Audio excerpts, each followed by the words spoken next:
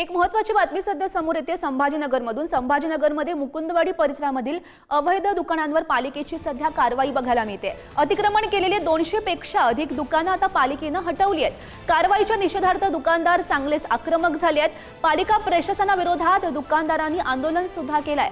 मोबदला द्या अन्यथा कोर्टामध्ये जाऊ असा इशारा आंदोलकांनी दिल्याचं बघायला मिळतं। ही दोन दृश्य आपण बघू शकतोय।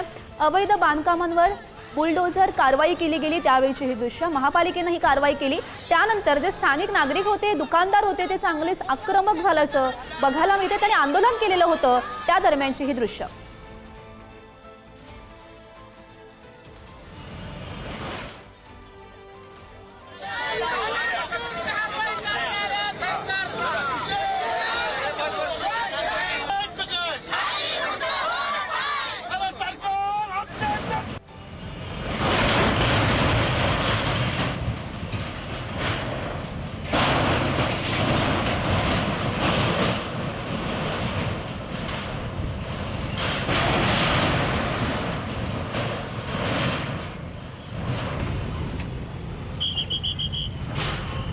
मुकुंदवाडी भागामध्ये तरुणाची हत्या करण्यात आली होती। त्यानंतर प्रशासनाने या परिसरामध्ये अतिक्रमणावरती कारवाई केली आणि जवळपास 200 पेक्षा अधिक दुकाने आणि घरं ही निष्कासित करण्यात आलेली आहे आणि तेच जमीनधारक या ठिकाणी आता एकत्र आलेले आहेत।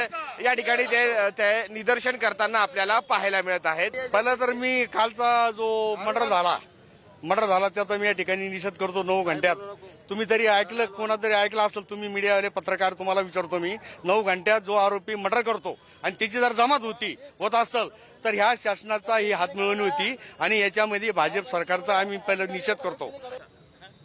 साहेब हातामध्ये दाखवतात, नेमकं काय म्हणायचं साहेब? 2007 मध्ये जितके उद्योगमंत्री आम्ही होते त्यांना सर्वांच्या परवानगीने, जे खासदार असतील चंद्रकांत खैरे, कल्याण काळे खासदार होते, आमदार असताना त्यांनी मिटिंग लावल्या।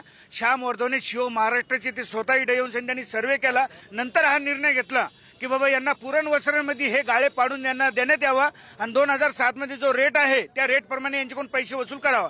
त्या पद्धतीने त्यांनी गाळाही तयार केलेले, गाळे नकाशे तयार केले। चुकीच्या पद्धतीने कारवाई झाली असं म्हणायचं आहे का तुम्हाला? चुकीच्या पद्धतीने पूर्ण कारवाई झालेली आहे। आम्हाला कुठली कल्पना दिली नाही, नोटीस दिली नाही, सामानही काढून दिलेलं नाही। प्रमुख मागण्या काय आहेत? परवा दिवशी ज्या मुकुंदवाडी बस स्टॉप येथे ज्या तरुणाची दुर्दैवी हत्या झाली आणि त्याच्या जो मारेकरी आहे त्याला 8 तासामध्ये 9 तासामध्ये जामीन मिळते। आम्ही त्याचा मागणी काय आहे तुमची? आमची मागणी आहे की त्याला कठोर शिक्षा झाली पाहिजे।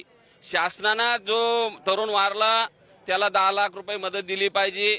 5 लाख रुपये जे जखमी झाले त्यांना मदत मिळाली पाहिजे। व्यापाऱ्यावर काल बुलडोझर फिरवल्या जातं, आताच एमआयडीसीनं त्यांचा ठराव सुद्धा घेतला होता, त्यांचं सुद्धा रेग्युलाइज झालं पाहिजे अशी आमची प्रमुख मागणी आहे। पाहिलेत या सर्व भावना होत्या या उद्योजकांच्या, व्यापाऱ्यांच्या आणि दुकानदारांच्या। कॅमेरा पर्सन अमोल वागुलेसह मी सचिन जिरे, पुढारी न्यूज, छत्रपती संभाजीनगर।